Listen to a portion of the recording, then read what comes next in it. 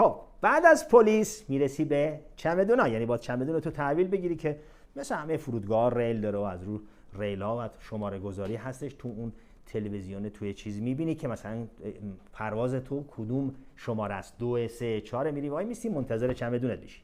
اگر خدای نکرده چمدونت نرسید یا چمدونت آسیب دیده بود، 2 تا حالته، یا چمدونت نرسیده یا چمدونت آسیب دیده بود. برای این کار باید بری اوفیچو ازماریمنتو.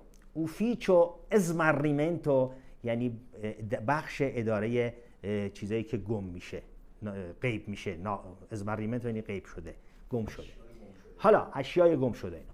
میری اونجا، باز اونجا اگه روز باشه بونجورنو بوناسرا، میگی میسکوزی او پرسو لا والیجا. او پرسو لا والیجا یعنی چمدونمو گم کردم. یا اینکه به جای اینکه بگی او پرسو بهتره بگی که نونه arrivata la mia valigia.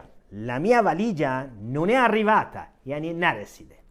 بعد از شما میپرسه که خب بلیتتون نشون بدید، بلیتتون نشون بدید اون شماره چیزی که چمدونت که هست. تنها کاری که باید بکنی اینه که یه سری مدل بهت نشون میده روی کاتالوگ که چمدونت شبیه کدوم یکی از اینا هستش و شما نشون میدید که شبیه مثلا این چمدونه. یه فرم بهت میده که تو اون فرم باید پر بکنی. اون فرم به انگلیسی هم هست خوشبختانه، بنابراین اگر ایتالیایی رو بلد نیستی میتونی به انگلیسی بنویسی، یه شماره تلفن یا آدرسی که میری رو مینویسی، چمدون تو بعد از چند روز میارن در خونه‌ات یا هتلی که هستی یا مکانی که هستی. اگر چمدونت آسیب دیده بود، خب اونجا نشون میدی که چمدون من مثلا شکسته یا این اتفاق افتاده، باز اونجا یه فرم مخصوص این کار هست بهت میدن، این فرم رو پر میکنی و بعداً به شما یه آدرسی میدن توی میلان که شما زنگ میزنی یه چمدون نو بهت میدن، عین چمدون خودت.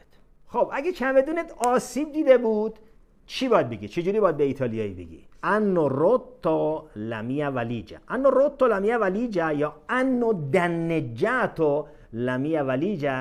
danneggiato یعنی آسیب دیده، rotto یعنی شکسته، داغون شده. hanno rotto la mia valigia یا hanno danneggiato la mia valigia.